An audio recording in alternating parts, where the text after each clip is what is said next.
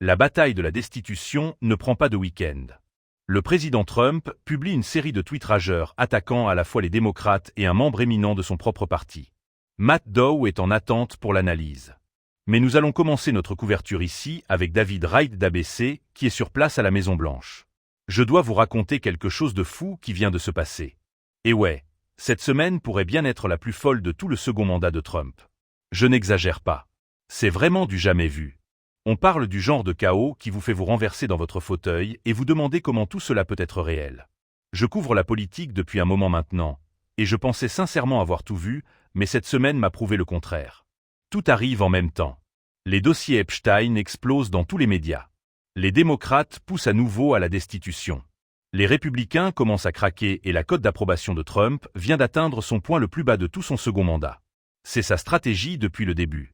Dès que quelqu'un s'oppose à lui, quel que soit son parti, il les attaque et essaie de les faire reculer. J'ai vu la réponse de Mitt Romney à cette attaque, à ce tweet piège du président. Il a envoyé une photo de lui et sa femme avec ses petits-enfants dans un champ de citrouilles. Je pense que le problème que Donald Trump a avec ça, c'est que si la Chambre vote la destitution, ça va au Sénat. Et Mitt Romney est littéralement un juré au Sénat pour décider de son sort. Et ma pensée est toujours, on n'attaque pas les jurés d'une manière qui va les influencer sur la décision de votre affaire. Imaginez la scène. Le président Trump est assis dans le bureau ovale, les caméras tournent, la presse est partout. Il s'apprête à annoncer un gros accord sur les médicaments amaigrissants. Vous savez, le genre de truc qui est censé le faire passer pour un gagnant, montrer qu'il fait avancer les choses pour le peuple américain. Et puis boum, quelqu'un s'effondre juste là, juste derrière lui. Les médias sont expulsés de la salle en urgence. Le docteur Rose se démène pour aider. Le chaos partout. Et c'est honnêtement l'image parfaite de ce qui se passe avec cette administration en ce moment. Tout s'effondre, littéralement et figurativement. L'image ne pourrait pas être pire si on l'avait scriptée soi-même. Vous avez un représentant pharmaceutique qui s'évanouit pendant une annonce de tournée victorieuse. Vous avez le personnel qui s'agite pour contenir la situation. Vous avez les caméras qui capturent chaque seconde de la confusion. Et pendant ce temps, le vrai chaos se produit à huis clos, là où le public ne peut pas le voir. Et je ne parle pas seulement d'un type au hasard qui s'évanouit dans le bureau ovale. Il s'avère que c'était un représentant d'Eli Lilly qui a eu un étourdissement après être resté debout 30 minutes. L'unité médicale de la Maison-Blanche est intervenue. Le type allait bien, mais allez. Le symbolisme d'ici est tout simplement trop parfait. Les gens s'effondrent autour de Trump. Et pas seulement physiquement. Je parle de quelque chose de bien plus grand, quelque chose qui pourrait tout changer pour les 2 prochaines années de cette présidence. On parle de destitution. On parle de la divulgation de documents qui pourraient exposer des décennies de secrets. On parle d'un parti républicain qui commence à montrer des fissures dans ses fondations. Et on parle de cote d'approbation qui tombe à pic plus vite que quiconque ne l'avait prévu. Vous êtes prêts? Parce que c'est parti. Le représentant Al Green, un démocrate du Texas, vient de prendre un engagement. Et quand il prend des engagements, il les tient vraiment. Ce gars fait ça depuis des années. Il a dit qu'il y aurait des articles de destitution déposés contre le président Trump avant que le Congrès ne rentre chez lui pour Noël. Avant Noël. C'est littéralement dans quelques semaines. On est début décembre là. Sérieusement. Vous y croyez? Maintenant, regardez, Trump a déjà été destitué 2 fois auparavant pendant son premier mandat. Décembre 2019 pour abus de pouvoir, janvier 2021 pour incitation à l'insurrection. Les 2 fois, le Sénat l'a laissé partir, acquitté, libre de circuler. Mais cette fois, c'est différent. Et je vais vous dire exactement pourquoi on a cette impression. Parce que tout s'accumule en même temps. Les dossiers Epstein, la catastrophe du shutdown qui vient de se terminer, ces cotes d'approbation qui touchent le fond. L'homme est sous plus de pression qu'il ne l'a jamais été dans sa carrière politique. Et on le voit. On peut réellement le voir dans la façon dont son administration répond à tout. Sa cote d'approbation vient d'atteindre 38% selon Reuters. C'est la plus basse depuis son retour à la Maison-Blanche en janvier. En baisse de 9 points depuis le jour de l'investiture. 9 points. C'est une chute massive en moins d'1 an. Et le truc avec Epstein? Vous plaisantez? Seulement 20% des Américains pensent qu'il gère bien ça. 20%. C'est tout. Même les républicains, sa propre base, seulement 44% d'entre eux approuvent sa manière de gérer l'affaire. Moins de la moitié de son propre parti lui fait confiance sur cette question. C'est dingue. C'est absolument dingue. Et voici le truc dont personne ne parle. Les murs se rapprochent de tous les côtés. Les démocrates poussent à la destitution. Son propre parti commence à s'inquiéter. Les dossiers Epstein sortent, qu'ils le veuillent ou non. La Chambre vient de voter 427 contre 1. Laissez-moi répéter ça, 427 contre 1 pour forcer la publication de ces documents. Ce n'est pas partisan. Ce ne sont pas les démocrates qui font leur truc de démocrates. C'est un soutien bipartite écrasant. Ce sont ces propres républicains qui disent « Ouais, nous devons voir ce qu'il y a dedans. Nous avons besoin de transparence. On ne peut plus continuer à couvrir ça. » Alors, que se passe-t-il exactement? Et pourquoi ce moment particulier est-il si dangereux pour Trump? Eh bien, laissez-moi vous l'expliquer. Parce que ce n'est pas juste un autre jour de drama. C'est différent. C'est plusieurs incendies qui brûlent en même temps. Et les gens avec les extincteurs, ils commencent à s'éloigner. Ils commencent à dire « Vous savez quoi? Peut-être qu'on devrait laisser brûler, celui-là. » Al Green ne badine pas. Il utilise quelque chose appelé la « privilège résolution », motion de privilège. Et ce que ça signifie, c'est que la Chambre doit s'en occuper. Les dirigeants ne peuvent pas simplement balayer ça sous le tapis. Ils ne peuvent pas l'ignorer ou faire comme si ça n'existait pas. Dans les 2 jours suivant le dépôt de ces articles, il doit y avoir un vote. Point final. Pas d'exception, pas de délai. Maintenant, est-ce que ça va passer? Probablement pas. Les républicains contrôlent toujours la Chambre par une faible marge. Mais ce n'est pas vraiment le propos. Le propos, c'est que Trump doit encore gérer ça pour la 3e fois de sa carrière. Et chaque membre du Congrès doit se positionner publiquement. Ils doivent dire publiquement, dans un vote enregistré, s'ils pensent que le président doit être destitué. Et avec tout ce qui sort sur Epstein, avec ses emails où Epstein a littéralement écrit que Trump était au courant pour les filles. Ouais, certains de ces républicains doivent se sentir un peu mal à l'aise en ce moment. Certains doivent penser à leur propre campagne de réélection et se demander si c'est la colline sur laquelle ils veulent mourir. Écoutez, je sais ce que certains d'entre vous pensent, c'est juste une autre chasse aux sorcières, un autre canular. C'est littéralement ce que Trump en a dit sur Truth Social. Il a dit que les démocrates essayaient de détourner l'attention du shutdown. Il a dit qu'ils utilisaient l'affaire Epstein comme une arme contre lui. Mais voici le problème avec cet argument. Ce ne sont plus seulement les démocrates. Ce sont aussi des républicains. Des républicains ont signé cette pétition de décharge pour publier les fichiers. Des républicains ont voté pour la loi sur la transparence.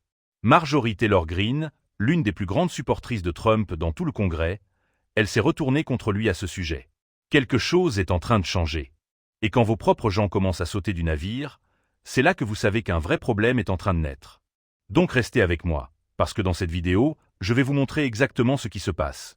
Pourquoi cette poussée pour la destitution est différente des autres, ce que disent réellement ces emails d'Epstein, et pourquoi les cotes d'approbation de Trump s'effondrent au pire moment possible. Ça va devenir vraiment intéressant. Et ok, alors creusons ça, parce que la plupart des gens ne comprennent pas vraiment ce qui se passe ici. Ils voient les gros titres, ils voient destitution, ils lèvent les yeux au ciel et pensent « Oh, nous y voilà encore. Une autre tentative qui va échouer. Pourquoi devrais-je m'en soucier ?»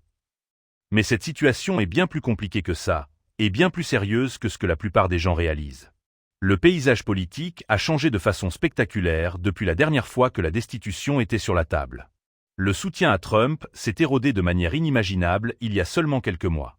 Ses propres membres du parti rompent les rangs sur des questions clés, et la situation Epstein a créé une vulnérabilité qu'aucun spin ne peut réparer. Ce n'est pas juste un autre drame politique. C'est un test fondamental pour savoir si Trump peut survivre à la pression qui vient sur lui de toutes les directions à la fois. D'abord, parlons d'Al Green. Ce type essaie de destituer Trump depuis des années. Littéralement des années. Cela remonte à 2017. Ce sera sa 5e tentative. 5e. Et ouais, je sais ce que vous pensez. Si ça n'a pas marché 4 fois, pourquoi ça marcherait maintenant? Qu'est-ce qui est différent? Et c'est une bonne question. Une très bonne question. Mais voici ce qui est différent cette fois. Le paysage politique a complètement changé. Quand Green a déposé ses articles précédents, Trump était au sommet. Son approbation était décente parmi les républicains. Sa base était inébranlable. Personne n'aurait osé le défier. Les républicains ne pensaient même pas à sortir du rang. Mais maintenant, tout est différent. Le sol s'est dérobé sous les pieds de tout le monde. Nous voyons des fissures là où il y avait des fondations solides. Nous voyons de l'hésitation là où il y avait une loyauté inébranlable. Et nous voyons de la frustration monter chez les électeurs qui ont l'impression d'avoir été trompés. Trump sort tout juste du shutdown gouvernemental le plus long de l'histoire américaine, 43 jours. Laissez ça infuser. 43 jours où les travailleurs fédéraux n'ont pas été payés. Les bénéficiaires de coupons alimentaires ne sachant pas s'ils pourraient nourrir leur famille. Les voyages aériens perturbés parce que les employés de la TSA et de la FAA n'étaient pas payés. Des musées fermés. Des parcs nationaux à l'abandon. Le Smithsonian fermé. Le Zoo national fermé. Même les caméras des pandas étaient éteintes. Et qui a été tenu responsable de tout ça? Eh bien, selon un sondage Reuters, environ la moitié des Américains blâment les républicains. Et c'est le parti de Trump, son équipe, les gens qui sont censés le soutenir et le protéger de ce genre de dégâts politiques précisément. Le shutdown n'a donné une bonne image à personne, et il n'a certainement pas aidé Trump. Le projet de loi qui a finalement mis fin a dû inclure des dispositions annulant les licenciements que son administration avait tenté de faire pendant le shutdown. Il a dû garantir le paiement rétroactif des travailleurs fédéraux. Il a dû protéger les employés contre de nouveaux licenciements jusqu'en janvier. Mais voici la chose qui compte vraiment. Le shutdown s'est terminé le même jour où ces emails d'Epstein sont tombés. Le 12 novembre, exactement le même jour. Donc, pendant que tout le monde célébrait la réouverture du gouvernement, pendant que les travailleurs fédéraux apprenaient enfin qu'ils pouvaient revenir à leur travail, les démocrates de la commission de surveillance de la Chambre ont publié 3 emails qui ont essentiellement mis le feu au monde politique. Et ces emails, ils sont autre chose. Ils sont vraiment choquants. Dans un email de 2019, Jeffrey Epstein a écrit à l'auteur Michael Wolff, et il a dit, je paraphrase, mais c'est essentiellement son message, que Trump était au courant pour les filles et qu'il avait demandé à sa piste d'arrêter. C'est ce qu'Epstein a écrit. Ce sont ces mots dans un email privé qu'il n'a jamais pensé que le public verrait. Maintenant, la Maison-Blanche dit que ça ne prouve rien. La porte-parole Caroline Leavitt a déclaré que ces emails montrent que le président Trump n'a rien fait de mal. Elle a dit que Trump avait mis Epstein à la porte de Mar-a-Lago il y a des années parce que c'était un creep. Et c'est la version officielle à laquelle ils s'en tiennent. Mais allez, soyons réalistes. Utilisons un peu de bon sens. Quand vous avez un trafiquant sexuel condamné qui écrit dans des emails privés que le président des États-Unis était au courant pour les filles, c'est un problème. Même si Trump n'a rien fait d'illégal lui-même, même s'il n'a jamais touché personne, l'optique est absolument terrible. Et en politique, l'optique compte presque autant que les faits. Parfois, elle compte plus. Il y a un autre email aussi, de 2011. Epstein a écrit à Ghislaine Maxwell, qui est maintenant en prison fédérale purgeant 20 ans pour trafic sexuel et conspiration. Et dans cet email, Epstein a qualifié Trump de « chien qui n'a pas aboyé ». Il a dit qu'une victime, dont le nom a été caviardé dans la publication, avait passé des heures chez lui avec Trump. Maintenant, les républicains de la commission soulignent que cette victime, Virginia Giuffre, n'a jamais accusé Trump d'avoir fait quoi que ce soit de mal. Dans ses propres mémoires, elle a décrit Trump comme « friendly ». Elle n'a pas dit qu'il lui avait fait du mal ou l'avait touché de manière inappropriée. Elle a écrit qu'il lui avait demandé si elle aimait les enfants quand elle a obtenu un emploi à Mar-a-Lago. Mais ce n'est pas vraiment le propos, n'est-ce pas? Le propos, c'est qu'Epstein parlait de Trump dans des emails privés, disant qu'il était au courant de choses, disant qu'il était chez lui avec des victimes, disant qu'il avait un levier sur lui. Et c'est le genre de truc qui met les électeurs très mal à l'aise. C'est le genre de truc qui reste dans l'esprit des gens. Les sondages le prouvent. Les chiffres ne mentent pas. Selon un sondage Quinnipiac plus tôt cette année, 63% des électeurs désapprouvaient la manière dont Trump gérait les dossiers Epstein. C'est près des 2/3 du pays. Et même parmi les républicains, seulement 40% approuvaient. Moins de la moitié de son propre parti était prête à le défendre. Un sondage Reuters de mi-novembre a révélé que 70% des Américains, dont 60% des républicains, pensent que le gouvernement cache des informations sur les clients d'Epstein. Réfléchissez une seconde. 6 républicains sur 10 pensent que la propre administration de Trump cache quelque chose. Ses propres électeurs ne lui font pas confiance là-dessus. C'est pourquoi cette poussée pour la destitution frappe différemment. C'est pourquoi ça compte. Al Green ne fait pas que lancer des trucs en l'air en espérant que ça colle. Il touche quelque chose de réel. Une frustration authentique que même les partisans de Trump ressentent. Le sentiment qu'on leur ment. Que les promesses de Trump sur la publication des fichiers, sur le drainage du Marais, sur l'exposition de l'État profond ne sont pas tenues. Rappelez-vous, Trump a littéralement dit pendant la campagne qu'il publierait les dossiers Epstein. Il a fait cette promesse encore et encore. Et puis, une fois au pouvoir, son administration a traîné les pieds. Son ministère de la Justice a publié une note non signée disant qu'ils avaient fini d'enquêter. Affaire classée. Rien à voir. Circulars. Et les gens l'ont remarqué. Les gens se sont mis en colère. Même Elon Musk. Elon Musk, de tous les gens, est sorti et a dit Trump est dans les dossiers Epstein. Il a dit que c'était la vraie raison pour laquelle il n'avait pas été rendu public. Maintenant, Musk et Trump ont eu des hauts et des bas. Ils se sont querellés publiquement plus tôt cette année. Musk a même appelé à la destitution de Trump à un moment donné, mais quand quelqu'un avec ce genre de plateforme fait cette accusation, ça attire l'attention. Ça fait bouger les choses. Alors qu'a fait Trump? Il a inversé sa position. Alors que la Chambre s'apprêtait à voter sur la publication des fichiers, Trump a soudainement dit qu'il était prêt à la signer. Il est passé de l'opposition à la publication à son soutien littéralement du jour au lendemain. Un virage à 180 degrés. La Chambre a adopté la loi sur la transparence des fichiers Epstein 427 contre 1. Une personne a voté contre. Un seul membre du Congrès. Le Sénat l'a adopté à l'unanimité. Pas une seule objection. Et Trump l'a promulgué. Mais le mal était déjà fait. On ne peut pas défaire ce qui a été fait. Sa cote d'approbation a atteint 38%. La plus basse de son second mandat, 9 points de moins qu'en janvier. Et la question Epstein est de loin son pire sujet dans les sondages. Pire que l'économie, pire que l'immigration, pire que tout ce que les sondeurs demandent. L'analyste de CNN, Harry Antan, l'a parfaitement résumé. Il a dit « Les républicains qui approuvent le travail de Trump en tant que président dans l'ensemble, c'est 87%. Assez standard pour un président républicain avec les électeurs républicains.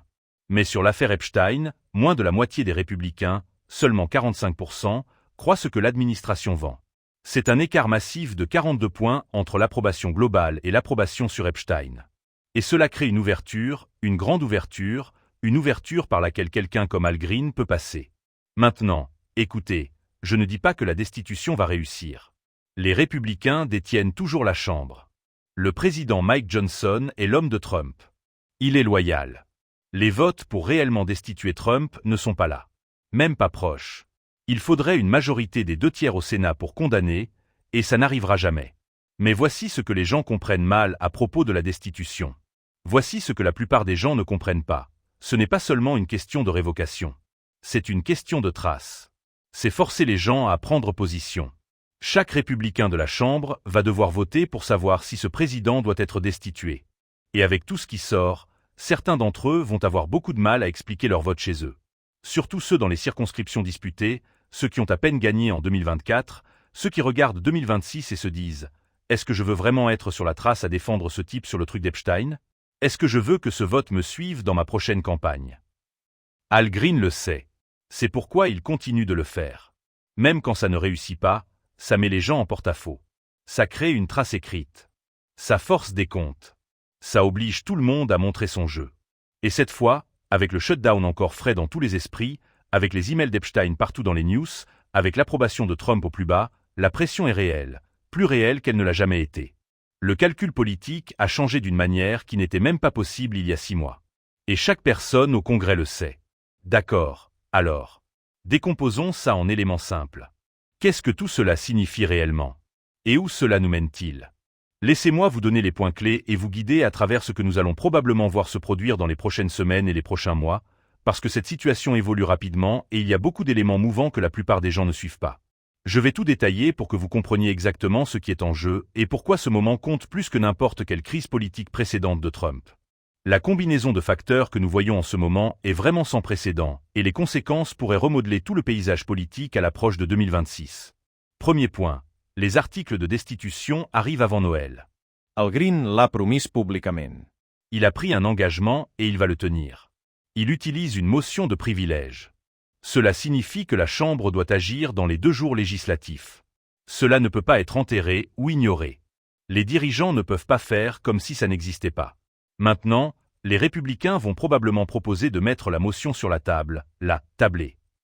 Cela signifie qu'ils voteront pour la mettre de côté sans vraiment débattre du fond, sans vraiment discuter de savoir si Trump doit être destitué. C'est ce qu'ils ont fait avant avec les tentatives précédentes de Green. Et avec leur majorité, ils ont les votes pour le refaire. Mais voici ce qui compte. Même un vote pour « mettre sur la table » est un vote.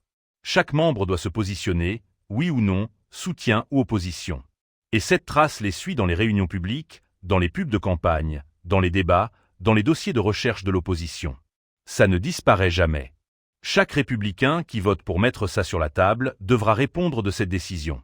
Chacun d'entre eux devra expliquer à ses électeurs pourquoi il a choisi de ne même pas discuter de savoir si Trump devrait être destitué compte tenu de tout ce qui sort. Deuxième point, la situation Epstein ne va pas disparaître. Pas de sitôt. Trump a signé la loi sur la transparence. Les fichiers vont sortir. Tous. Enfin, la plupart. Il y a encore un débat sur les caviardages pour la vie privée des victimes et les enquêtes en cours, mais l'essentiel des documents sera public. Et nous savons déjà qu'il y a d'autres trucs accablants là-dedans. Des avocats représentant des survivantes d'Epstein ont dit publiquement que des photos et des vidéos existent. Des preuves qui n'ont pas encore été divulguées. Des preuves qui pourraient être explosives. Un avocat, Spencer Cuvin, qui représente plusieurs survivantes, a dit aux journalistes qu'il y avait beaucoup plus à venir. Il a dit avoir examiné des documents que le public n'a pas encore vus. Des documents qui soulèvent de sérieuses questions. Donc, même si Trump survit à cette poussée de destitution, l'histoire continue. Chaque nouvelle publication de documents est un autre gros titre. Un autre cycle d'informations dominé par Epstein et Trump. Une autre occasion pour son approbation de baisser davantage. Une autre opportunité pour les démocrates de le marteler. Cela va être une fuite lente d'informations dommageables qui s'étendra sur des mois, voire des années. Troisième point, le propre parti de Trump commence à craquer. Pas complètement, pas d'une manière qui menace son contrôle global du parti républicain, mais sur les bords. On peut le voir arriver. On peut voir les fissures se former. Marjorie Taylor Greene s'est retournée contre lui à propos des dossiers Epstein. C'est quelqu'un qui a défendu Trump à travers tout, à travers le 6 janvier, à travers les mises en accusation, à travers tout. Et même elle a dit « Assez, c'est assez sur cette question ». Lauren Boebert a rencontré des responsables de la Maison-Blanche dans la salle de situation pour discuter de la pétition de décharge. C'est l'une des républicaines qui l'a signée. Elle voulait des réponses. Thomas Massie, un républicain du Kentucky, a en fait mené la poussée pour publier les fichiers. C'est lui qui a rassemblé les signatures. C'est lui qui a forcé la question. Ce ne sont pas des démocrates. Ce sont les gens de Trump, ou du moins ils étaient censés l'être. Et le shutdown n'a pas aidé à l'unité du parti non plus. Les républicains de la Chambre étaient mécontents que le Sénat ait inclus une disposition permettant aux sénateurs de poursuivre le gouvernement pour l'obtention de relevés téléphoniques lors de l'enquête du 6 janvier. C'était un ajout de dernière minute auquel personne ne s'attendait. Le président Johnson a dû promettre d'essayer de l'abroger juste pour que les gens votent oui à la fin du shutdown. Le parti n'est pas uni en ce moment. Il y a des divisions, des désaccords, des gens qui remettent en question la direction, et cela rend Trump plus vulnérable qu'il ne l'a été depuis longtemps. Quand votre coalition commence à craquer, c'est là que le vrai danger commence. Quatrième point. Les midterms de 2026 arrivent, à moins d'un an maintenant, et tout ce qui se passe en ce moment prépare le terrain pour ce combat. Les démocrates espèrent retourner la Chambre. Ils doivent gagner une poignée de sièges pour obtenir la majorité. Et ils planifient déjà une surveillance agressive. S'ils gagnent, assignation, enquête, audition, tout le tremblement. La destitution pourrait même être à nouveau à l'ordre du jour avec une majorité démocrate réellement prête à la voter et à l'envoyer au Sénat. Les républicains le savent.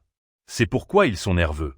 C'est pourquoi Johnson ne cesse de parler de destitution comme d'une tactique de peur pour motiver la base. Votez républicain ou ils destitueront Trump à nouveau.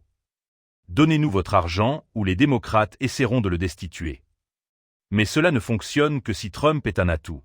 Si son approbation continue de baisser, si le truc Epstein continue de sortir, si le shutdown a laissé un mauvais goût dans la bouche des gens, alors Trump devient un passif, quelque chose dont il faut s'éloigner plutôt qu'à s'accrocher. Les sondages des élections de mi-mandat en novembre ont été brutaux pour les républicains, absolument brutaux. Les démocrates ont gagné partout dans des États qui auraient dû être compétitifs. Les sondages à la sortie des urnes montrent que les électeurs étaient principalement préoccupés par le coût de la vie et l'économie. Et ils blâment les républicains d'avoir empiré les choses. Ils blâment le shutdown. Ils blâment le chaos. Alors, où tout cela aboutit-il? Quelle est la destination finale? Honnêtement, personne ne sait avec certitude. Trump a survécu à tout ce qu'on lui a lancé jusqu'à présent.